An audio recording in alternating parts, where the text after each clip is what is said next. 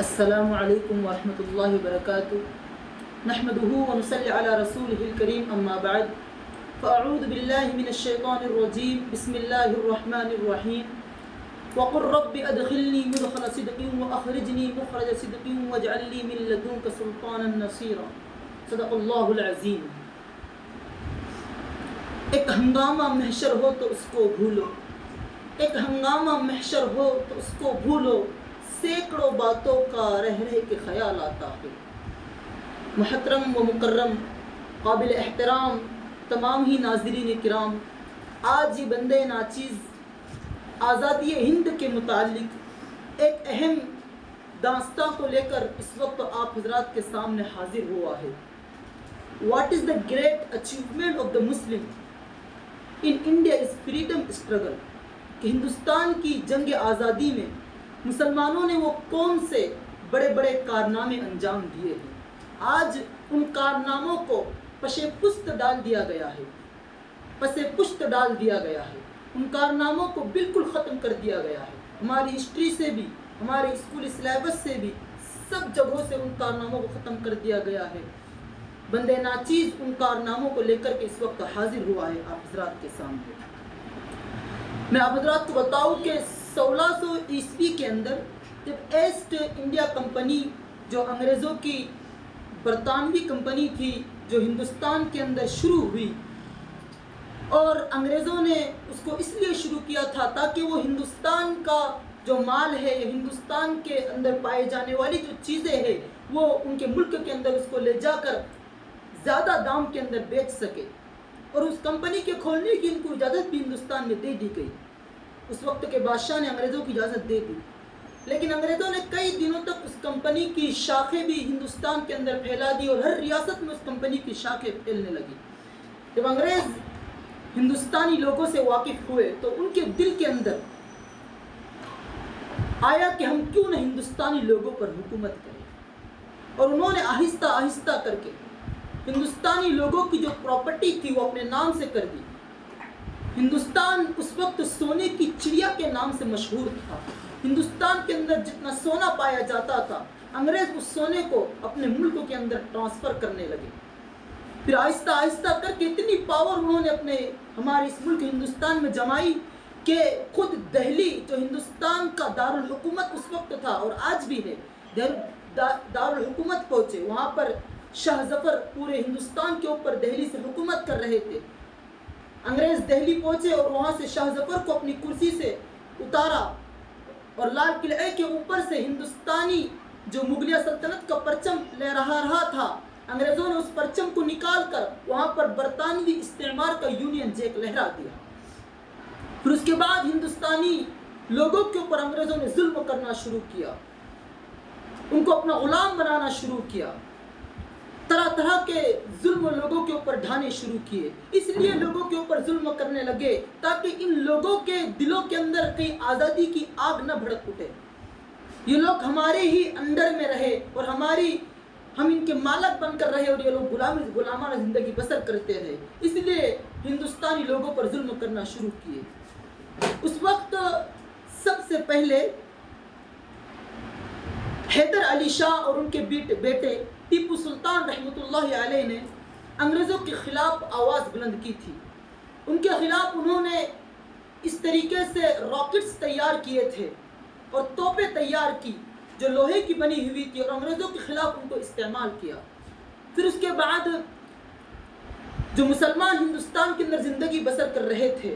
جہاں کہیں بھی مسلمان کو اپنی شریعت کے اوپر چلنا مشکل ہو جاتا ہے یا زندگی گزارنا ان کے لیے مشکل ہوتا ہے، تو پھر وہ خاموش نہیں بیٹھتے، ظلم کو نہیں سہتے۔ اس لیے ہندوستانی مسلمانوں نے انگریزوں کے ظلم کو نہیں سہا، ان کے خلاف ہندوستانی سارے مسلمان میدان کے اندر آئے۔ 1857 کے اندر شاہ عبدالعزیز محدث دہلوی رحمۃ اللہ علیہ نے انگریزوں کے خلاف علم بغاوت کو بلند کیا، اور اس وقت ایک ہندوستان کے اندر انگریزوں کے خلاف بہت بڑی جنگ عمل میں آئی۔ اس جنگ کے اندر زیادہ تر علماء کرام ہی تھے، اور اس وقت 2 محاذ بنائے گئے۔ ایک محاذ بنا جو شاملی کے میدان سے نکلا، اور دوسرا محاذ جو امبالہ کے میدان سے نکلا۔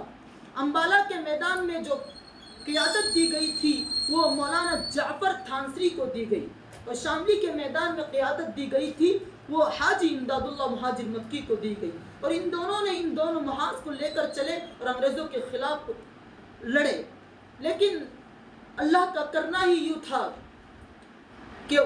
علماء کرام کے پاس اور مسلمانوں کے پاس انگریزوں کے خلاف ریسورسز کم تھے کہ ان کے خلاف لڑ سکے، اس لیے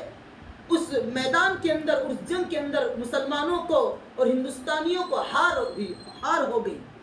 لیکن اس کے باوجود مسلمان پیچھے نہ ہٹے اور انگریزوں کا ہر محاذ کے اوپر مقابلہ کرنا شروع کر دیا۔ اس جنگ کے بعد انگریزوں نے غور کیا کہ ہندوستان کے جو سارے مسلمان ہیں یہ بہت زیادہ جوش میں آ چکے تھے، کیونکہ اس وقت جہاد کا فتویٰ انگریزوں کے خلاف مولانا نے دیا تھا، تو اس لیے سارے مسلمان چاہتے تھے کہ ان کو شہادت کی موت ملے اور انہیں شہادت جیسی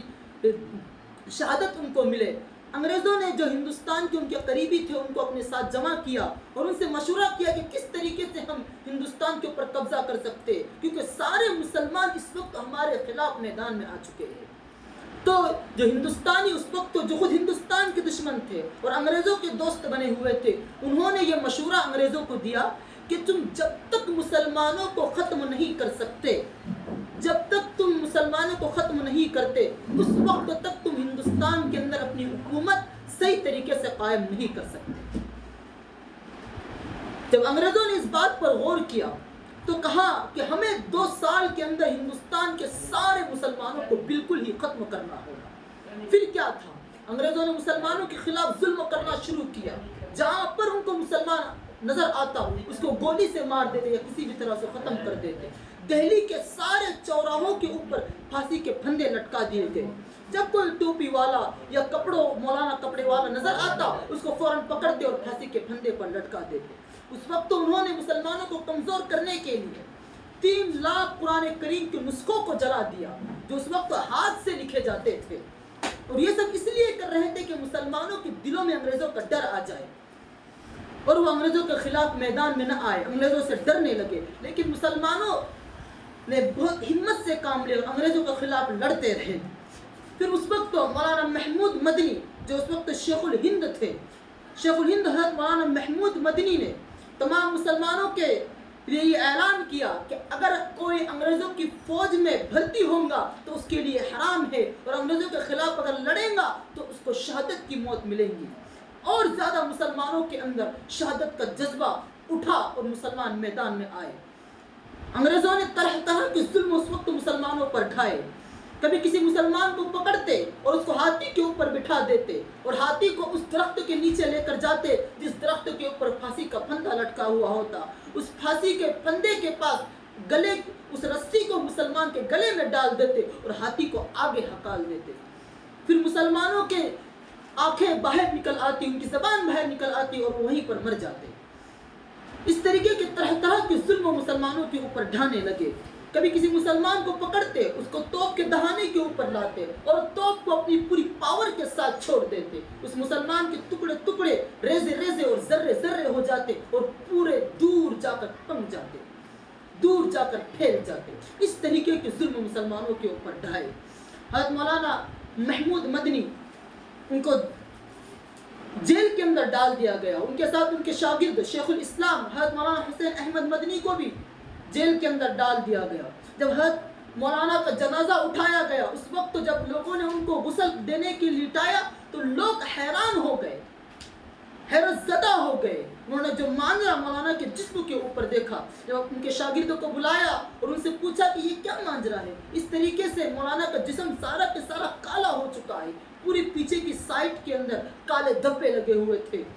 ان کے شاگرد شیخ الاسلام حضرت مولانا حسین احمد مدنی کہنے لگے کہ یہ انگریز ظالم روزانہ مولانا کو پکڑ کر لاتے تھے اور سلیوں کو گرم کیا کرتے تھے اور وہی گرم سلی مولانا کی پیٹھ پر لگاتے تھے اور کہتے تھے کہ تم نے جو مسلمانوں کو یہ فتویٰ دیا ہے کہ انگریزوں کے خلاف لڑو، اپنے فتوے سے اگر تم واپس آ جائیں گے تو ہم یہ ظلم تمہارے اوپر کرنا چھوڑ دیں گے اور تمہیں یہاں سے رہا کر دیں گے۔ مولانا کہنے لگے کہ میں حضرت بلال کا وارث ہوں، حضرت بلال کا پیروکار ہوں، میں آپ صلی اللہ علیہ وسلم کا امتی ہوں۔ ہمارے نبی نے کبھی بھی ظلم کے آگے سر کو نہیں جھکایا، میں ہرگز بھی تمہارے آگے اپنا سر نہیں جھکاؤں گا، میں ہرگز بھی اپنے فتوے سے واپس نہیں لوٹوں گا۔ اتنی قربانیاں مسلمانوں نے اس دیش کے لیے دی، کئی لاکھوں مسلمانوں کو، لاکھوں علماء کرام کو اس وقت مارا گیا۔ دہلی کی چاندنی چوک سے لے کر پشاور تک کے جتنے درخت بیچ میں تھے، ان سارے درخت کے اوپر مسلمانوں کی لاشیں نظر آتی تھی۔ یہاں تک کہ ایک انگریز عورت یوں کہتی ہے کہ کبھی کبھی مسلمانوں کی لاشیں جو درخت کے اوپر لٹکی ہوئی ہوتی تھی، ان کو نکالا نہیں جاتا تھا تو وہ انگریزی کے ہند سے آٹھ کی طرح بن جایا کرتی تھی۔ عجیب ہنگامہ پورے ملک کے اندر چھایا ہوا تھا۔ انگریزوں نے ٹھانا تھا کہ پورے مولاناؤں کو ہندوستان سے ختم کر دیا جائے، لیکن ان تمام ظلموں کو ہندوستانی علماؤں نے سہا، ان تمام ظلموں کو ہندوستانیوں نے سہا، انگریزوں کی ان تمام تقالید کو برداشت کیا، انگریزوں کے خلاف لڑتے رہے، یہاں تک کہ انگریز خاموش ہو گئے اور انگریز ہندوستان سے نکل گئے۔ 1947 کے اندر جب انگریز ہندوستان سے چلے گئے اور پھر ہندوستان کو آزادی میسر ہوئی، تو پیارے دیش واسیوں، ہمیں ان تمام باتوں کو خیال میں رکھتے ہوئے، اپنی ان رہنماؤں کی قربانیوں کو اپنے خیال میں رکھتے ہوئے اس وقت میدان میں آنا ہوگا اور ہمارے ملک کو ٹوٹنے سے